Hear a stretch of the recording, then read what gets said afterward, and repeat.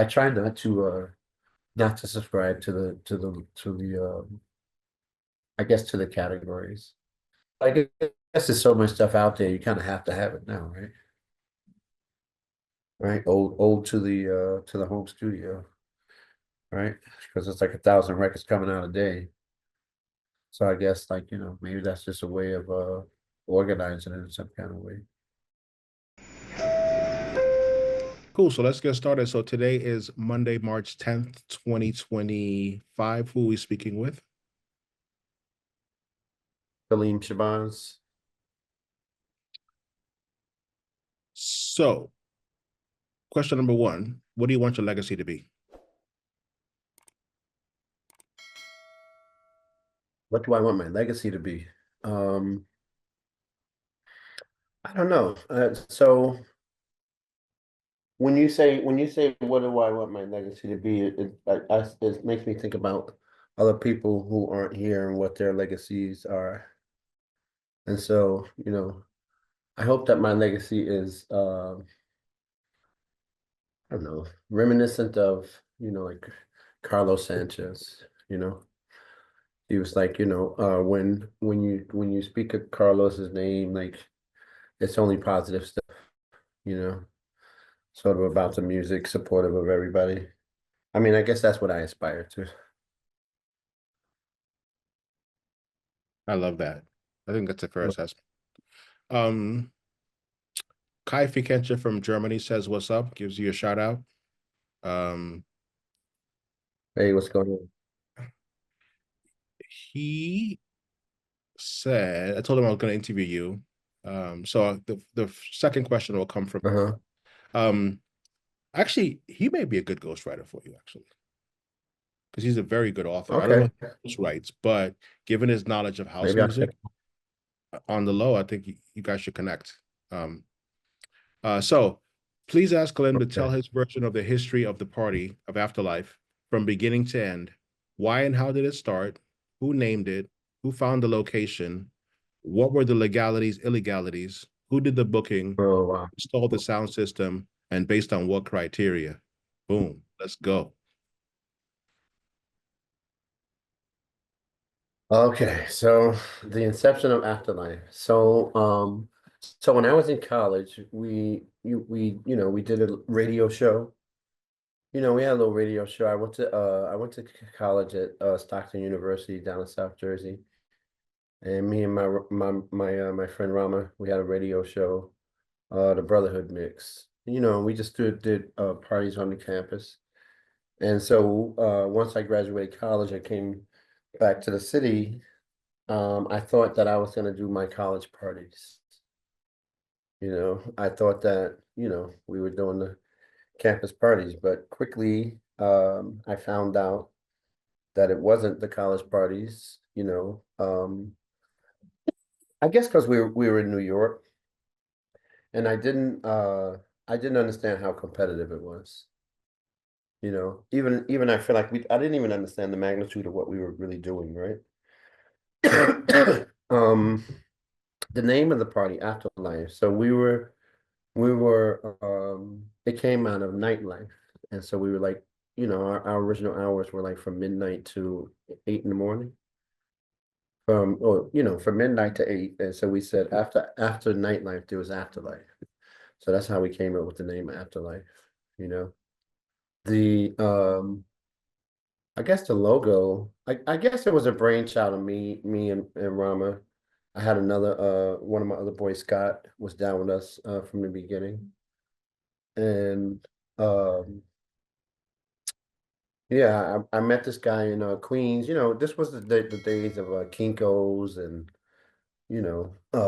floppy disk and all that kind of stuff, right? And so I met this guy at Kinko's to help me do the logo. And I was supposed to pay him for the logo, but I guess he was busy and he didn't really have time. So he just gave me a bunch of stuff. He gave me like this little zebra pattern or something. And I took it, I actually made it at my job. I took I took that one image and I put it on my copy machine at my job, and I shrunk it down 3 times and just laid it on top of each other. And then we just did some, so we just wrote the name in the middle and we put that on top of each other 3 times. And then I, taped it all down and I put it on a copy machine and, you know, ran it through the copy machine. And so that's how we got the logo and the name, Afterlife. You know, I think we started doing parties at what was it, 622 Crosby? Yeah, I think it was Crosby Street we started, or Broadway. So we started at first we did a party down on Canal Street, and back then, like it was kind of easy to rent to get a space, like to get a loft space. We got this guy's private loft down on Canal Street, and that didn't work out. And so eventually we ended up renting out this dance studio, Ferretta Dance Studio. It was on Broadway. It was a huge, huge studio, like 3 or 4 rooms. And it was cool because it was a dance, they had African dance there. And so the whole day, there was like African dance happening there. So I felt like it was good energy in the place. Like, because I would go there early and watch those classes and stuff. And, it was just really like a spiritual energy in the space itself, you know. Um, yeah, so we were just renting that place out on Friday nights, you know. We just had like a temporary lease thing. He would just rent it to us on a weekly basis. And we could go, till 8 o'clock in the morning. You know. We I'm trying to think, like my brain is all over the place. I'm thinking about the sound system. Okay, so the sound system, we built the sound system. Me and my boy Scott, right? My boy Scott went to Irvington Tech, I think. He was like the tech guy. It was me, Scott, and another cat of mine, Hakeem. Hakeem has since passed, but he was the electronic guy, and I was the carpenter. You know, and we just we just got wood and started making speakers. Actually, back in the days, we used to go to whenever I went to the clubs and stuff. I remember going to Zanzibar, and I would stick my hand inside the speakers, inside the cabinet to see how the cabinet was made. You know, yeah. So we were trying to figure out, like, because they had those scoop speakers, and we were trying to figure out, like, sort of how it was designed. And I think we made like 2 or 3 prototypes. I mean, back then, like, we were really into like gear and equipment and stuff, so we knew the woofers, the JBL woofers, the 15 inches and then the 8 inches.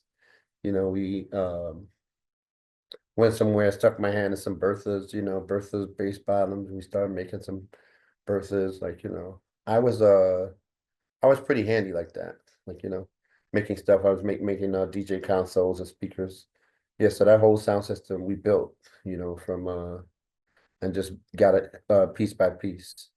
So we were at Ferretta for about a year or two, and then we ran into some issues with some other folks who was rent sharing the space with us. And then we ended up getting our own space. We ended up getting a sublease right around the corner from Ferretta. It was 128 Crosby. It was the sub basement of a Army Navy store, right? And and the main heating pipe, giant pipe was like 1,000 degrees, ran the length of the place. Like, and it was like a long, skinny place, went from Crosby Street to Broadway. It was like basically a whole block. And the reason I brought up the pipe because it was so hot down there, because it was the sub basement. It was a totally illegal party. But I think at that time, this was like, I guess it was like 97, maybe 97, 98. And so around that time, New York was like real, like raw, and you could do stuff like that. Like, this was like pre-Happy Land and all that stuff. Like, and so we did that for a couple of years. Maybe like 2 years we was at 128 Crosby. And then, then the party kind of took off. And so from there I started like traveling and, I got into like production, you know. It just was it was like kind of like the launch pad for it all. I think like really quickly though, I feel like I realized I was kind of in over my head because we were doing the college parties, and I didn't expect this thing to blow up the way it did, and then I think when we started, we didn't know any of the rules, like like I think I think there was a lot of rules and a lot of clicks and things that you were supposed to do and not supposed to do. But we didn't know any of that. So we just did what we did, you know. And fortunately it just, like I said, it sort of bloomed up. I think after that we did like little other spots, little other rebirths here and there. But nothing that was sustained as long as 128 Crosby or that Ferretta dance space. Those parties went on for like years. We're actually thinking about or trying to we're talking about trying to do another run at Afterlife. So that's on the horizons. I mean, myself, Kim and Rama, we've been trying to put together something maybe for the fall or late summer or something. But that's yeah. I hope I answered it. No, that was fantastic. Who did the booking? Like, did you have guest DJs and like who? I mean, I did everything. At first it was supposed to be our first DJ, the first when we first had the party was Nick Jones, and I was running the party. I don't know, I don't even remember what happened with that, but sort of Nick ended up, stepping aside and then I sort of took the reins. I started playing more. Um as the party grew, we needed more help with management, to kind of run the night. Because my boy Ramen Scott was running the night, but the party kind of got a little bit bigger. And so I ended up sort of running the night and I was trying to hire some guest DJs. This was even before guest DJs. I was trying to find another person that was going to play with me, on a regular, right? And so I shopped around. I used to go to Ray Hand's loft, and that's where I met Kim. You know, this was back in the days. And this is when Brooklyn was just starting to kind of bump a little bit in terms of like the house music thing. Ray Hand's party was huge. Chocolate Monkey, Frank's Lounge. It was a couple of venues that was kind of happening. I went to down to Ray Hand's place, and I heard Kim a couple of times. I was a fan, and I invited him down to play. You know, and when he came down, we just kind of vibed, and we from there on, we just he was it was him and I sort of doing the main DJs. Like, it was myself and Kim. And then I feel like I was trying to I think on some level I was trying to get the party some credibility, you know, because we were kind of new kids on the block. And we had a crowd, but we didn't have the heads, we didn't have the core heads. And so, I was trying to, so I booked Basil, DJ Basil, Francois. I mean, I did most of the booking, you know. Francois, Basil, Naeem Johnson, I can't even think of, a lot of, like, to me, anybody who was sort of hot and sort of representing that sound. I tried to give them a shot. Tyrone Francis came down there, played. I'm just trying to think of some of the names. Adam Scott, uh, Jeff Brown. Yeah. And so yeah, so then we were doing some we periodically did shows, different live acts, depending on sort of what was happening, what was hot at the time. I think in that era, like, that it was still kind of raw. So you could actually book like an artist. I remember we had Gerardo.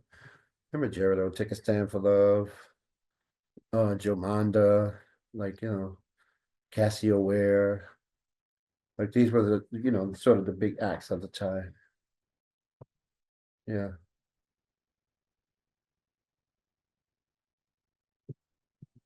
What made Afterlife special, unique, and different from other NYC house music events?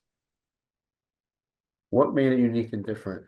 I think that we were just like uh I think that we were just like young and fresh and we didn't know any rules. I think that it was I think it was our sort of our place for like our artistic expression, you know.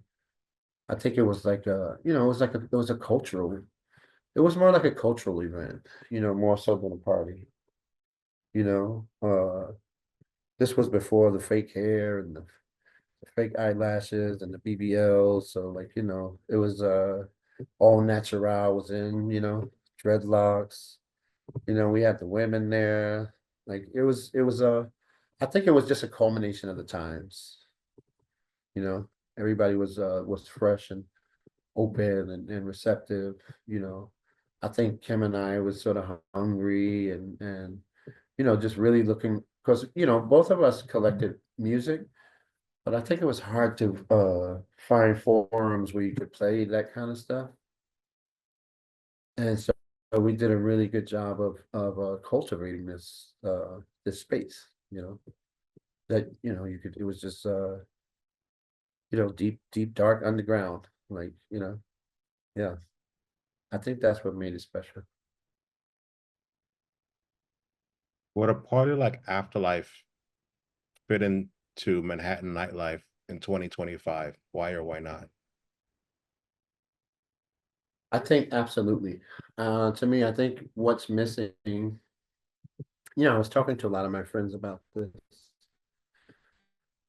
Um, I think what's missing is like the parties are just like sort of parties. They're not like they're not experiences, And so I think like, I think Afterlife was sort of more like an experience.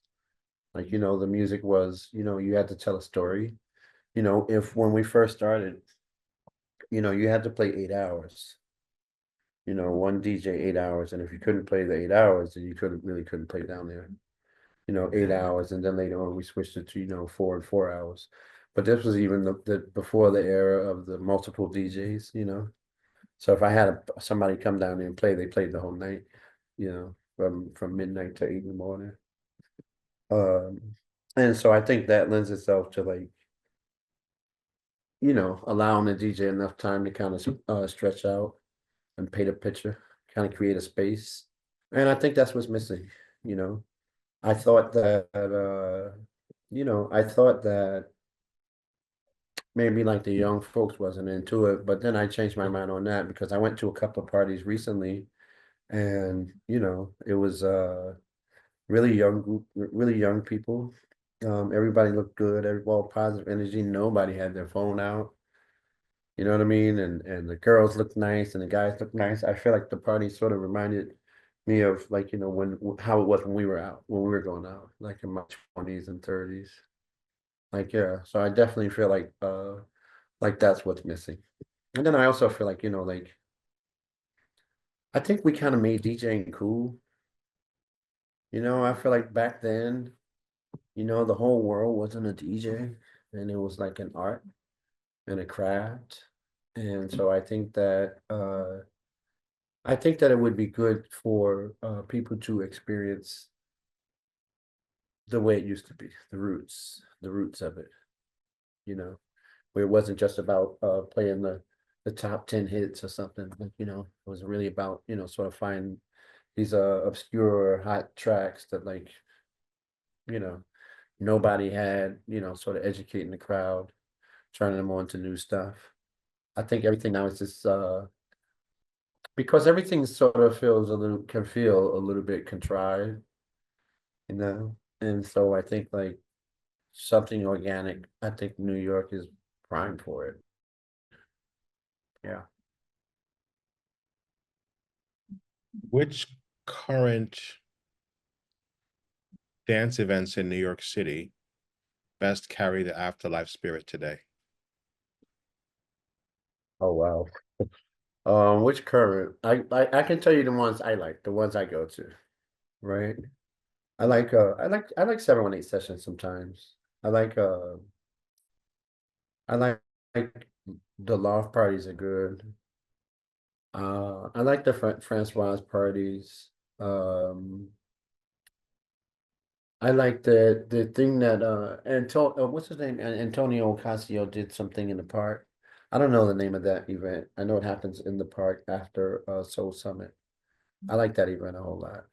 I like Soul Summit too. I mean, those are like the things that still kind of commit to that kind of music. I think Sankofa Soul. Um, I'm trying to think of other. I think Little Ray's Party. What is that? Jamboree, Uh, say it again. the Jamboree, or Brooklyn Frenzy?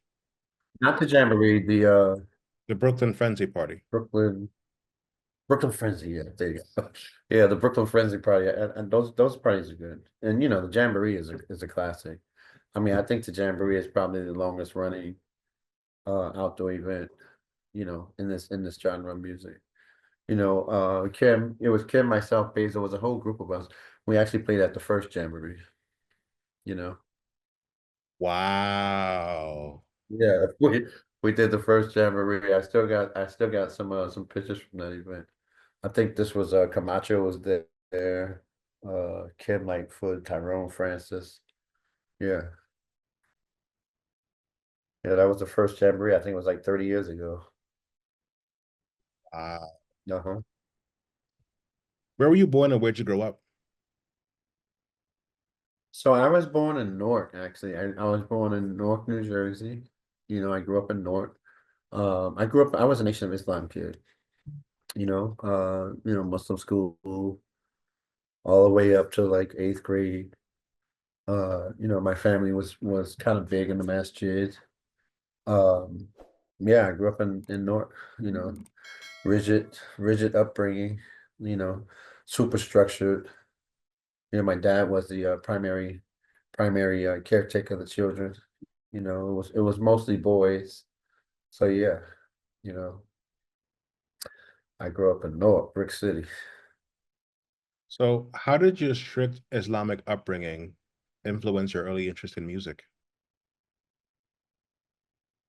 How did that? I think that I just remember like when we were young, we weren't really allowed to listen to like a lot of music, you know, and the stuff that we listened to had to be like wholesome, like Earth, Wind and Fire, Stevie Wonder. Like we weren't listening to like the mainstream stuff. I think like my grandfather had this really crazy jazz collection, you know, and he used to jam out on the reel to reel, you know. I think that, my family was real deep into like sort of black cultural expression, you know. So anything that was sort of African, Afro-Cuban, uh black nationalism, that was played really big in my upbringing. Yeah. What role did your neighborhood in Newark play in shaping your DJ career? My neighborhood in North was kind of rough. Um, what neighborhood? Okay, so I think I spent most of my last 2 years of high school around the corner from my house. My friends. So in high school, I started out DJing with my uncle, and he got some turntables and stuff, and I sort of took a liking to it, and met these guys in high school. I went to Muslim school all the way up to high school. So when I went to high school, it was kind of like a culture shock. I went to like public high school, and trying to find my way through that. I ended up meeting these guys, Hawk, my boy Hakeem, and Scott Bradley, and this was around the time of the DJ cruise, and sort of hip hop or rap, I guess, was just sort of starting, and so Hawk and him they could cut and scratch, and I was playing like the dance music, you know, and so we teamed up and we made a group, Bass Productions, and we just went around doing like all the high school parties, all the block parties, like and back then, uh, it was like battles and that kind of stuff. Like yeah. So I guess like yeah, the music, hot was around the corner from me. And we all had big houses back then in North, you know. Um and we used to build the speakers and stuff in hot basement. So even before I built the system for Afterlife, I think we must have did like 20 million prototypes. Like, this was like, back in high school days. Like, I remember in wood shop, I built these bass cabinets, just always sort of experimenting with like, different types of wood and different types of vents and if we recess the woofer or turn the woofer upside down and like, just always kind of always kind of experimenting with stuff. I guess like the neighborhood influenced it in that way, in that there was a lot of structure. Like we had backyards and houses, you know what I mean? I think I remember my mom saying that she didn't like me being at Hawk's house, but like she knew I wasn't in the streets. So, either we were always at either Hawk's house or my house or Scotty's house. We weren't really so much in the streets. We were the good kids, Yeah. Is this Mix Max the Hawk who's like down in the South right now, or different somebody else? No, man, my boy Hawk, James Cook, he actually passed. He actually passed a few years ago. Got you. Yeah, that's not the same guy. Got you. Yeah. Um, Hawk. let's talk about let's talk about your first equipment. What was it like using your uncle's D101 turntables?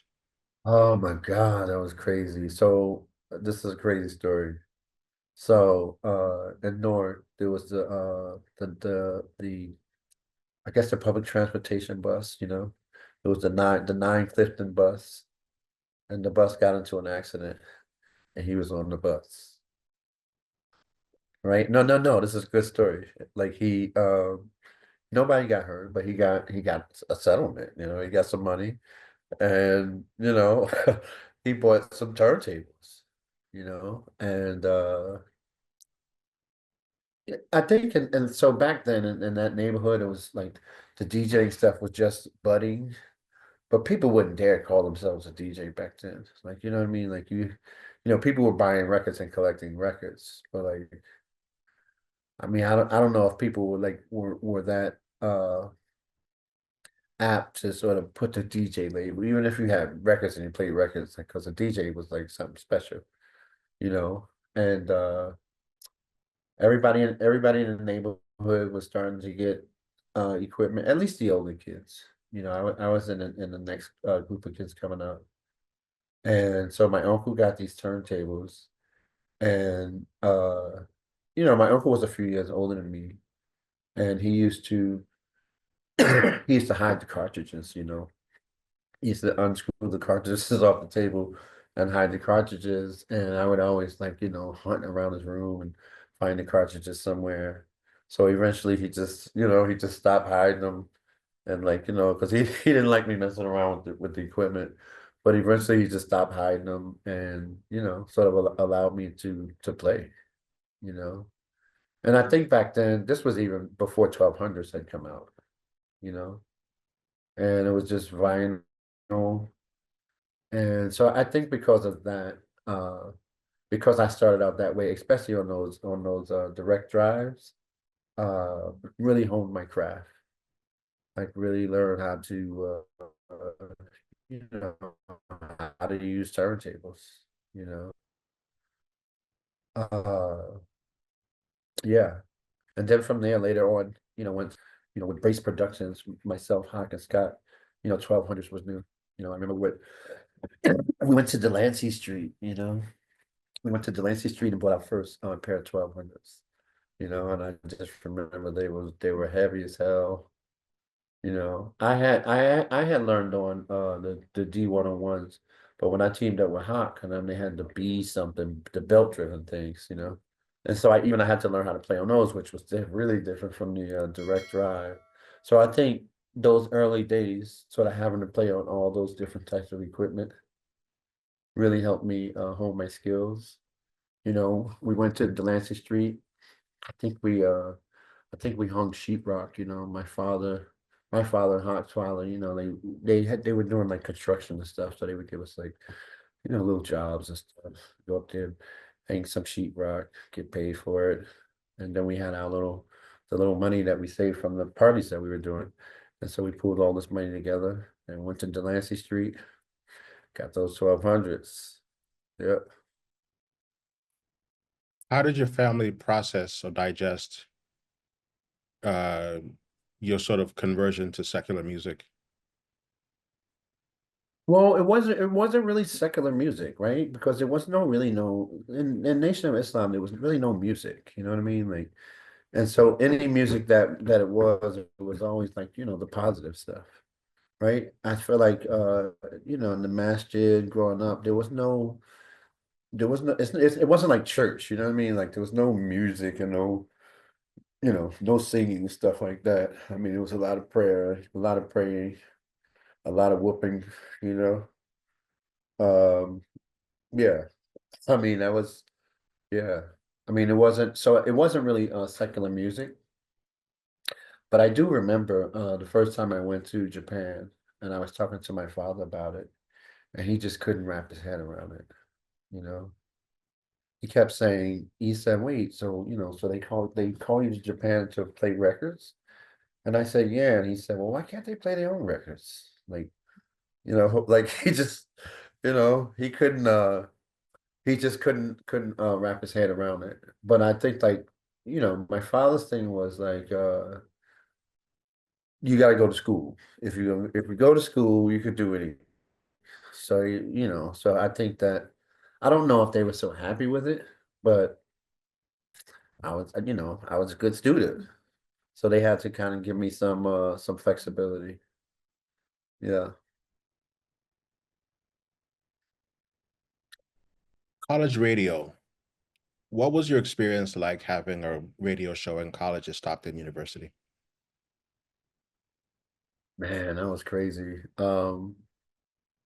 Like we were like, like we were kids. This was like, I guess it was like 87, 88, and I had the DJ bug from Newark with bass productions and all that stuff. And went to college and started doing the campus parties. And so then, eventually we graduated um to the radio show. I was always kind of drawn to the radio station. I don't even know how we got a slot, but some kind of way we ended up with a slot. And I was playing the like the new dance music tracks and stuff. It was all vinyl back then, and we never thought anybody was listening. You know. And then I remember one time we went to Atlantic City because it was like outside of Atlantic City, and we went to the local barber shop, and them cats had the show on, right? And like, yeah, they were like jamming out, like, talking about the show and what was on there last week and all that stuff. I think that like I think in a weird way, like I never took any of that stuff serious. And that's probably why it was successful. I never understood that it was have any impact that it was. I felt like I was just doing whatever I enjoyed doing.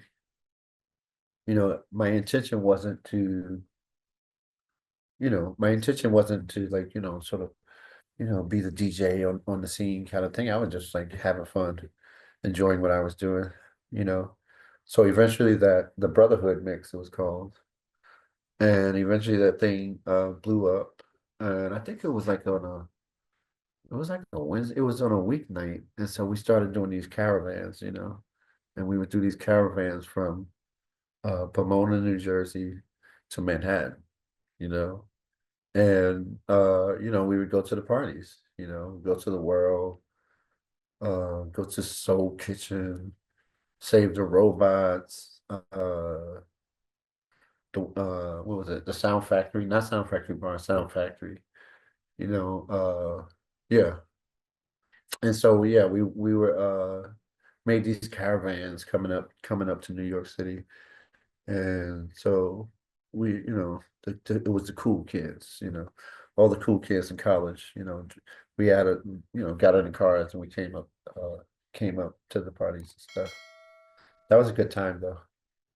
And so that was a time you could go out like, you could go out from Monday to Saturday and it'd all be like quality stuff. Like, literally going two or three parties in a night. Yeah. I'm thinking about even that was the time also like the mobile parties. I think Afterlife was kind of modeled after that too. Because I feel like at the time there were a bunch of mobile parties. By mobile parties, I mean like one location, 1 week, next location, next location. So I remember like a Bourgeois, House Nation, Wild Pitch. Like I think like those things came about because they wasn't really letting us in the major clubs. I think Manhattan was kind of, with the music thing was a bit segregated in terms of like the major clubs. And so to me, it was sort of the birth of these sort of mobile parties. And so that's what I thought Afterlife was going to be, until we ended up sort of locking down a space and managed to be in that one location. But yeah, How did your parties on campus reflect your evolving style as a DJ? uh, I think like music was like good. I think like like when we were down at Stockton, uh, there was like two groups, like the New York group and the South Jersey group. We were sort of part of the New York group. I just think like music was really good at that time, and I was really in touch with a lot of music because I had the radio show. We were like heavy collectors of music, like every weekend. This is when you could buy music off the radio show, right? So they would break the house records. We would get a cassette. We'd get a cassette tape, and you listen to Merlin Bob or Tammy Redisford or Shep Pettibone or Tony Humphries. These was the big jocks on the radio, and they would break the records on the radio. We would record them. It was the master mix, the Kiss mix or the BLS mix, and you take that to the record store, and they would play your tape, and then you could buy the records that was on the tape. And they'd be like, oh, that's not coming till next week or 3 weeks or, you know, or this and that. Yeah. I feel like back then, the music industry was really tied to the clubs much closer, with the record pools and the labels and all that stuff. It was a much tighter link. I think like back then, like I said, records were being broken in clubs. Records were being broke on the radio. I remember Lisa Cult Jam. I wonder if I take you home. Da, da, da, da.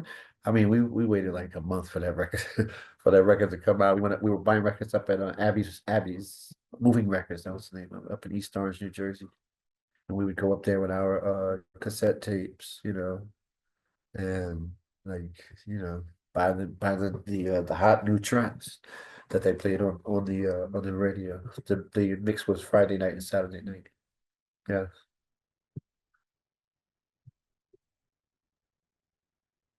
Um,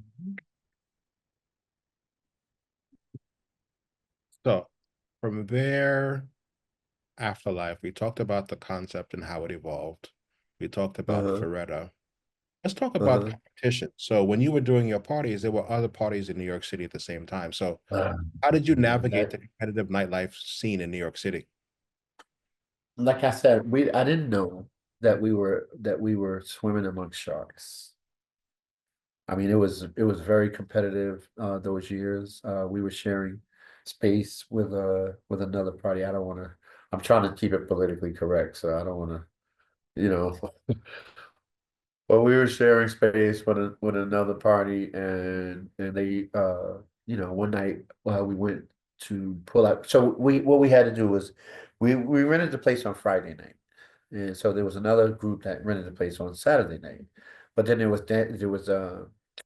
was classes going on in the space all week, so I paid extra money so I could store my sound system in the place. So I didn't have to bring it in and out. Like, they had some storage space there.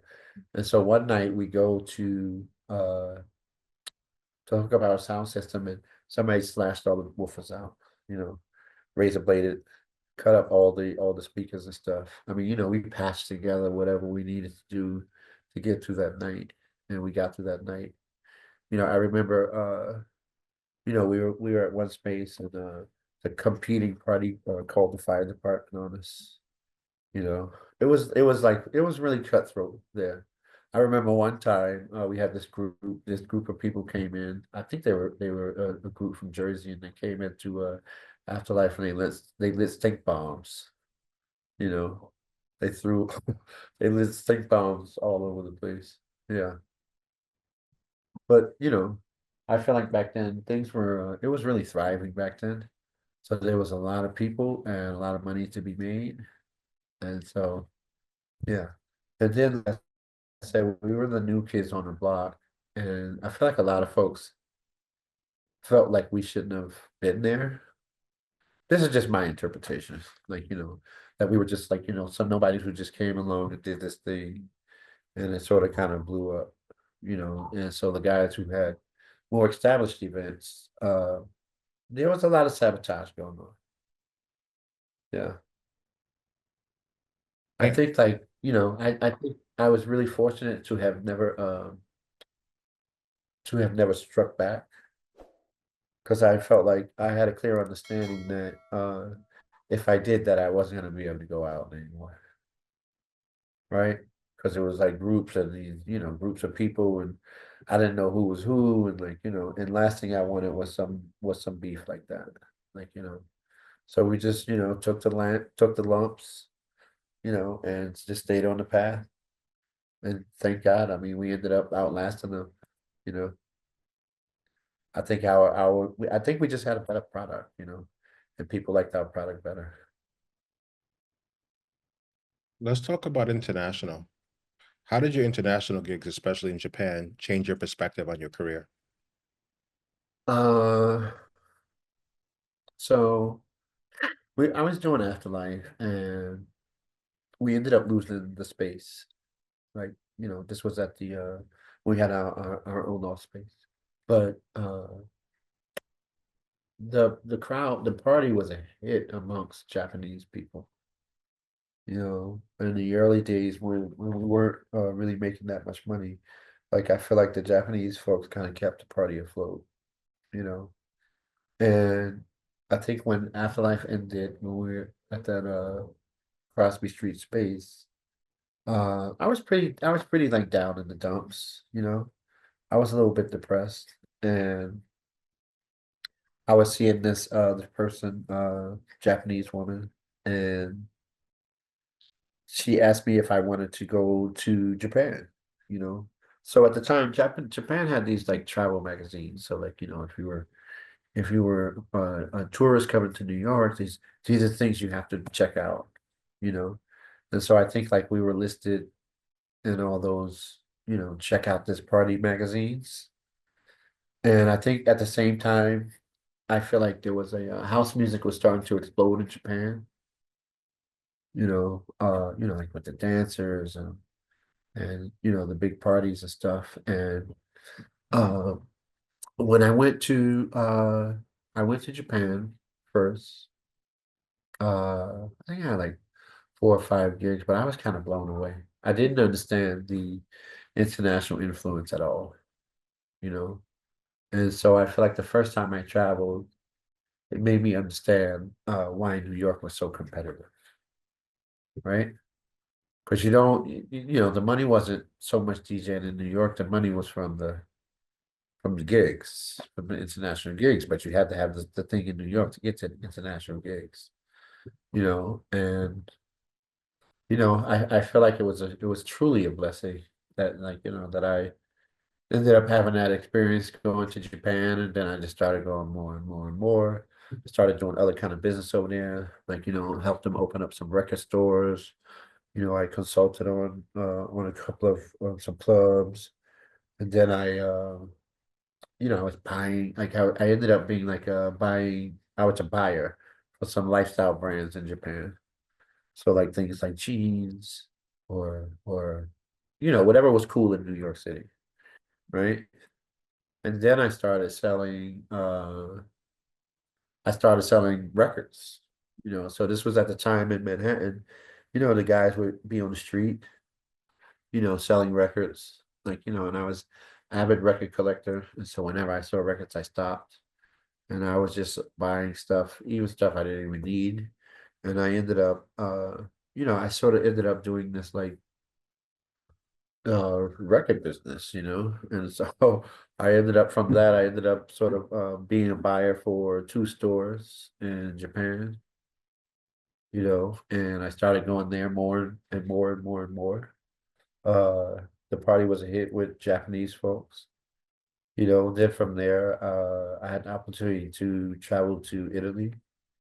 That was an experience, so I think like, just one thing kind of led to another, kind of led to another.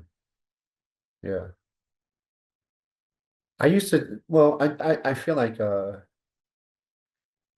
that time it was just like a lot of opportunity. Like if you played your cards right, you had some decent skills, you know how to talk to people.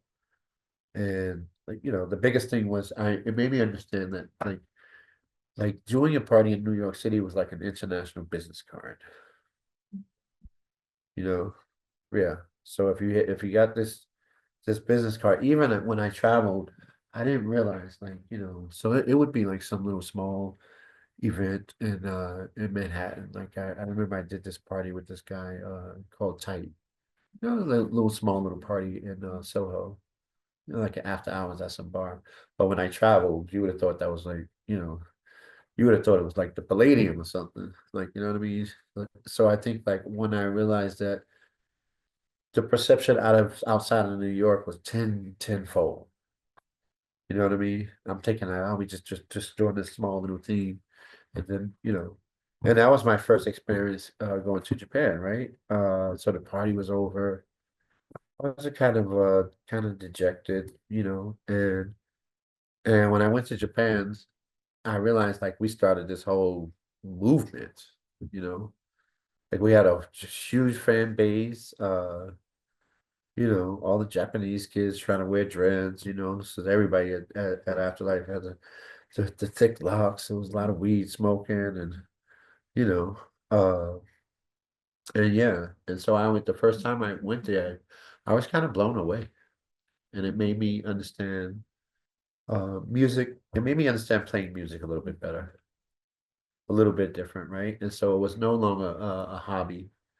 I thought of myself as an artist, you know, um, and so you just reminded me, trying to explain this to my father, you know, yeah. So that's it. How did your relationship with Makoto influence your career, especially in Japan? I mean, Makoto was the person that took me to Japan. I mean, she wanted to I think I met her. She had just graduated from college. We met at the party. We ended up sort of hitting it off and going out for a while. And uh, Makoto had connections, you know, and Makoto had connections in Japan, and Afterlife was hot, so I was kind of hot in New York City, and so we started booking DJs. First I went a first a couple of times. I'd gone like 5 or 6 times, and then they started asking for advice for who else to bring over, and so we started, Ingram International. and we started booking DJs. That's like, Sent, Kim, uh, you know, Kim and a few other people. And then we started doing dancers, I feel like I was always I feel like for me, I was always kind of business oriented. And so, she had connections. Afterlife was hot, it was trending, then she ended up working with this, I guess I don't know what they were. They were like I want to say what would be an investment company, but they weren't really an investment company, so they started a record label and a record store. They just had money, and some kind of way she ended up linking up with the uh I guess he was like a manager for was Misha. So she was like their big, she was a huge artist in Japan. And they asked me to do a remix, you know, just kind of fell in my lap, for this big giant major artist. And, that thing just started growing and growing and growing. I started doing more and more production. Uh I feel like, I always got a warm reception in Japan, even still to this day. Let's talk about Dubspot record store. What was the vision behind opening Dubspot? How did it fit to your career? So Dubspot wasn't really supposed to open. Dubspot was no, it wasn't supposed to open the way it did. So Dubspot was part of this group that Makoto was working with. They had all the money, and and so they wanted to open up something in New York City, and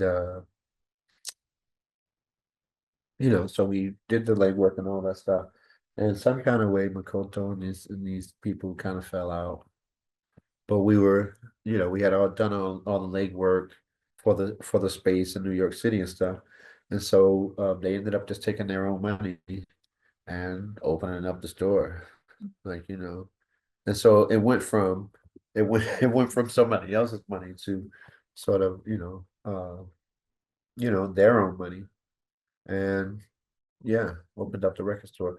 I was actually against opening up a record store though, honestly. Because I think at the time, I didn't think record stores were so lucrative.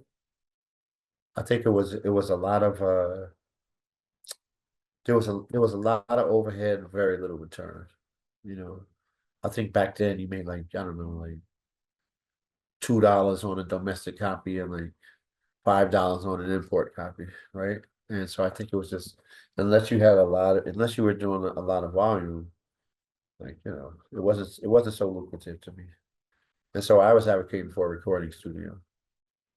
Because I was like, well, if we did studio and if it didn't work, then the equipment was still worth money. But they had their heart set on the record store, so yeah, so they did the record store. Even in Dubspot, like I ended up hand building all the record bands, the speakers. Like, yeah, I always had kind of an affinity for like carpentry and that kind of stuff. So Dubspot was like hand built. You know, yeah, I was in there at night sawing up wood and like nailing together record bins. Yeah. Let's talk about your production career. How did your production career evolve and what were some notable collaborations? Okay, so the first I guess I was still in college, and I was kind of hungry for the music, and uh I was friends with Nick Jones. So in the neighborhood, Nick Jones, we were all from North, but Nick Jones was kind of like a name brand. And Nick and I teamed up, and uh Nick was already doing production and I was just trying to learn how to. And so I tagged along with him, and we ended up doing like, a couple of records here and there. I know he was really cool with Bobby Conda, so Bobby Conda started his own label. And so our song was the first release on I forgot the name of that label. Uh, I can't think of it. But anyway, we had the first song on Bobby Conda's label, and at the time, Ace Mungeon was big. You remember Ace Records? Ace Records was out of Jersey, and a lot of people who were doing like, that soulful house stuff was working out of Ace. And so we ended up working out of Ace for a minute. Uh I remember we did this thing with Satoshi Tomi and this other thing with Casio. But I feel like this was a time before these guys were like, you know, this was like when they were first starting out, so they weren't that big. I feel like this was had to be about 88, 87, 88, like, and yeah, did a couple of things with Nick Jones. Eventually we sort of graduated to, I think this is when sort of technology started happening, right? And so then it became like you could make a home studio relatively cheap, right? Because the software started to come out and the keyboards and all that stuff. So we didn't have to pay $50 an hour, $100 an hour for the studio. Now you can make music at home. And so we graduated to that and started making some music at home. Uh and then I think at that time I was kind of cool with Francois. Nick was already doing music on King Street. I was cool with Francois. I remember I had like an album worth of stuff that I took up there. Just on a whim. This was at the time we had to shop records. Like shopping records back then was so humiliating, man. It was like it was so humiliating. It was so hard to do, right? Because they would, you play your stuff and they diss the song right in front of you. And I took my stuff up to Francois, and to my surprise, like he fucking loved it. Like, and so I went up there to pitch a record, and but I was really trying to pitch like an album. But I was like, oh, let me just try and go with this record. And so when he heard the record, he said, well, yo, I don't want a record, like I want a body of work. And then I was like, oh, okay, you know.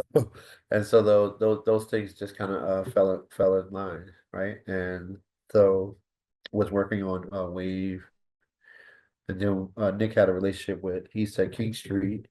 So we were releasing songs on King Street, and then we did a couple of things on Shelter Records, like like I said. But I feel like this now. I guess we're in like uh I guess like mid 90s now. You know, like 95 to 97. Is it 97? Yeah, 95, 97. And yeah, so we started releasing records on the label and stuff. I think like by then my name started to grow a little bit. We were doing good production, and I think like there was a distinct sound, kind of, you know like, so we were doing like sort of vocals, a lot of vocal stuff, like deep vocal stuff, mostly female vocals, like pretty stuff. And so we kind of carved out a niche, like a lot of sort of musicologies, kind of that kind of stuff, you know, jazz influence, vocals, like, and I think a lot of people were doing tracks, and so we kind of carved out a niche by doing songs.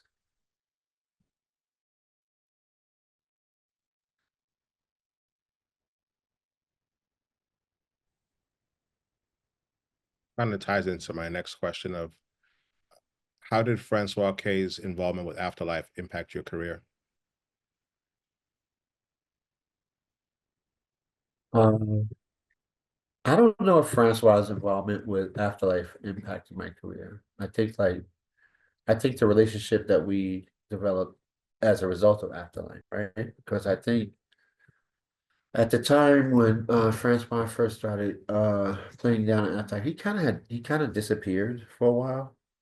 He wasn't, and so I think Afterlife was one of the places that he played, at least in my perception, was one of the places he played, when he was sort of becoming more public, I guess, And I, in terms of the party, so I was after branding, right, with Afterlife. So when I was after branding, I understood branding.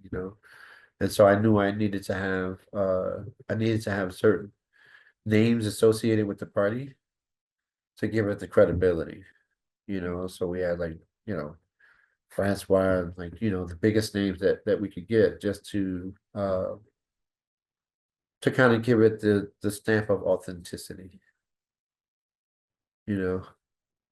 So I don't think the parties so much influenced it, but I think definitely the from the production side, you know.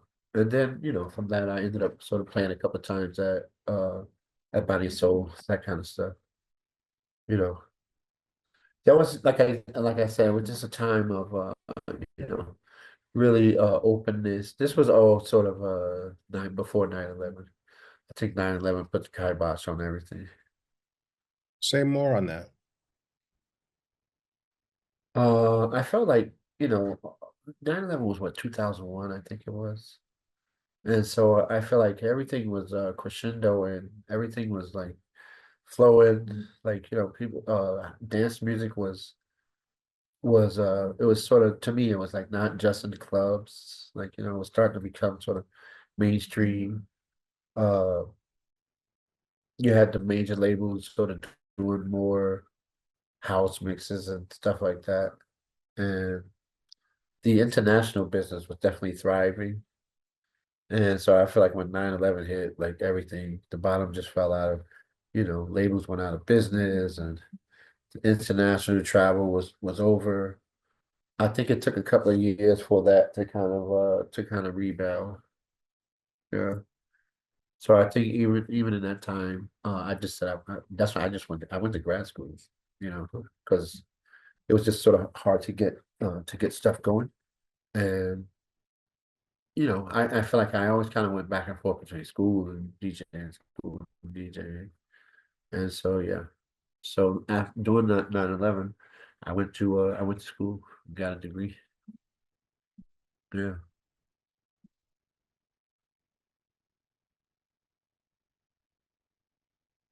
Let's talk about personal tragedies. How did your partner's passing affect your relationship with music? I mean, so I was seeing this woman and she died of a sudden brain aneurysm. And I feel like I just lost the creative energy. You know, I think just mourning, I think that was happening, and then at the same time, switching over from vinyl to like CDs, like all that stuff was happening around that time. Uh, I think that time was probably one of the most difficult things I went through, you know, in my life, and yeah, I definitely think I'm better for having experienced it. I definitely feel like I got my stripes, you know, and yeah, I persevered. And so, I'm just happy now that uh I guess this was 2013. And so I just feel like I feel really blessed and thankful that I'm feeling creative again. You know, I feel like I got my creative drive back. Uh, you know, I'm kind of hungry for it again. Yeah. How does your work as a therapist intersect with your music career? I think my work as a therapist, like I have to kind of uh connect with people, right? I have to connect with people, and I think my work as a therapist, I have to I kind of have to be able to assess what people need. You know, I have to I have to kind of be empathetic and observant, you know. I have to learn how to you got to learn how to read, right? And be able to sort of read people and connect with people. And so I think DJing in a lot of ways, like it's about sort of communicating with people, connecting with people, not verbally, because communication exists on a whole bunch of different planes, And so that's how I think about, when DJ is like, DJing is only communicating, right? So like, the amps and the speakers is my voice, And when I'm putting it when I'm inside, putting the records on, like, that's my brain, that's my intention, and I'm casting my voice out to everybody who's in that space, right? I'm telling a story, creating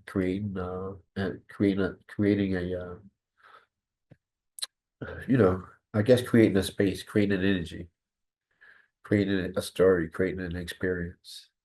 And so I think that's how therapy and that sort of intertwines in that way. I never really thought about that, but that's a good question. That's how we rolled at BounceFM. Oh, Um, what are the challenges and benefits of having niche fame within the music industry? uh, what are the challenges? I mean, I guess with regards to the challenges, I guess I'm gonna find that out, right? Because I feel like I mean, I guess the challenges are staying relevant, right? Uh, what's the benefits? Is like you got the niche frame, you know what I mean? Like I feel like the benefits is like, I don't have to struggle for credibility, you know. I feel like and also we did the thing that we did in an era before technologies and beat matching and all that stuff. And you had to I mean, I had to collect records for like since I was 15 years old to almost like I guess to my like late 20s before I would even felt good enough to play out, right? So you had to collect records for years and years and years, And so like Afterlife was the last of the vinyl era, And so I think we have a lot of Afterlife to name as like credibility. I think Kalim, Shabazz, the name carries value from, the DJing and production, Let's talk yeah. about music and categories. Uh, Part one, what does house music mean to you? Part two, how would you define soulful house music? You know, I hate the categories. I hate the conversation of categories. Uh I could tell you, I can give you an example. So I was it was around COVID time, and I had just finished a record, a vocal record, that I would have called gospel house, And so I went to this party, these young Japanese guys there. Young Japanese guys place, but it was a whole bunch of young folks, And I was kind of holding court, And so they was asking me about the song Joy is the name of the song. And I said, oh, like that's gospel house and like, I was just trying to make it not make it sound like, a gospel house record. And those kids looked at me like I was crazy, you know. And so what they said to me was like, listen, like he said, it was a byproduct of my era that like, everything was in the groups. Like it had to be gospel house or deep house or this and that. And the guy said, like just keep making music, you know, don't worry about the category. Um, and even to me, I feel like that came about like I guess in the 90s, like 2000s, where it was like, it wasn't first of all, it wasn't even house music, it was dance music, right? And then I guess it was like 97. I heard the K Joy like this. That was my sort of introduction to house music, what I call house music, the stuff that came out of Chicago. Um, I don't like the categories. I don't like the groupings, you know. I think just play good music, you know. Even on the DJ scene, like, oh, you're gonna do a classic set, or you're gonna do it this set, or you're gonna do it that set. Just play good music, you know. I try not to subscribe to the I guess to the categories. I guess there's so much stuff out there, you kind of have to have it now, right? Right? Old to the home studio, right? Because it's like 1,000 records coming out a day. So I guess like, maybe that's just a way of organizing it in some kind of way. Yeah. Having attended Rayhan's Loft, played at the Jamboree, um, and experienced Brooklyn, is there a Brooklyn house sound? And if so, what is it? I don't think there's a Brooklyn House sound. And that's the thing. It's funny because I was just talking about this the other day. There isn't a Brooklyn House sound. There used to be. And when you say a Brooklyn sound, I'm thinking of like records being made and produced in Brooklyn and sort of going out to the world. And so I think in the 80s, man, it was like a Brooklyn house sound, you know, like rough and gritty. But to me, I feel like now there's a disconnection between DJing and making music. Some folks do it, but I feel like most of the DJing stuff is like really trendy now. And so, I mean, I guess the Brooklyn sound could be like what they're playing, you know, I guess, I don't know. I wouldn't hear a record and say, hey, that's Brooklyn house sound, right? I think that's what's missing. Maybe that's something that we can bring back. Bring back Brooklyn. Bring back Brooklyn house sound. Maba, make Brooklyn, whatever. Not even gonna Yeah, do that. I Not get even it. gonna do Yeah. that. Not Well, even we gonna gotta work on that one a little bit. got to workshop that a little bit. Yeah. How have changes in music technology and formats affected your approach to DJing? That's an interesting question and a good question. I think like I mean I'm trying to embrace it, you know.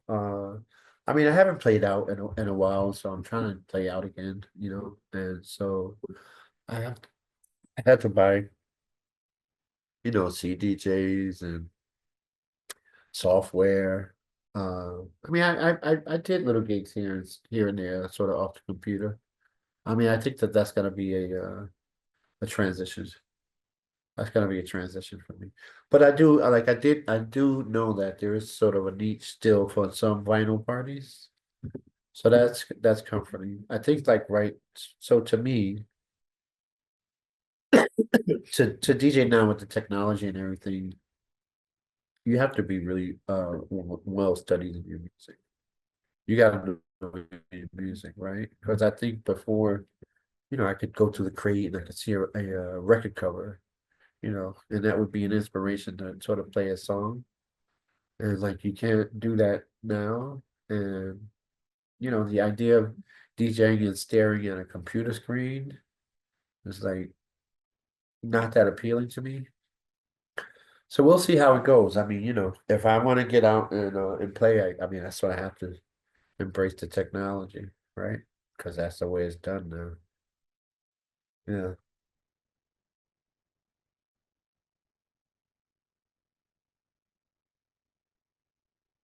I think you forgot to unmute again. Sorry about that. Was there a golden era in house music? If so, when was that and what happened? Wait, you clicked off on the ears. Oh, I said, Was there a golden era in house music? If so, when was that? And what happened? Was there a golden era in house music? I mean, I guess that would be uh, like Shelter Days. Uh, I'm trying to remember like the timeline. But I'm thinking like Shelter Days. I'm thinking of that record, Hanson and Davis Tonight. That era. Like to me, that was a really good era of house music. Bobby Conder's, this poem. This is like when you go to three or two or three parties in a night. It's like 400 or 500 people there at every party, and it's pumping. You know, I think and what happened? I think people just got older. I think like people just sort of outgrew it. You know, people got older, and then I think when technology sort of hit, it kind of cheapened the art a little bit and sort of made it accessible to everybody, right? And then so I feel like it went from being something special to being something kind of mainstream. You know, I think the DJ as an entity went from being sort of an artist to like a caricature, right? So like now you got the hip white cats with the costumes on, and the girl with the titties out, and she's online doing the thing, and then you look at the equipment, it's not even plugged up. So you know, I mean, it's just it's trendy, you know. But I like to think that we did that, you know.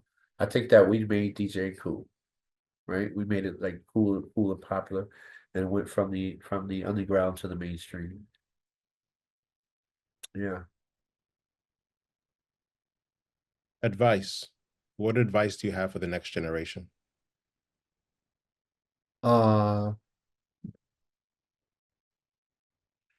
just stay true to yourself, and stay humble, you know.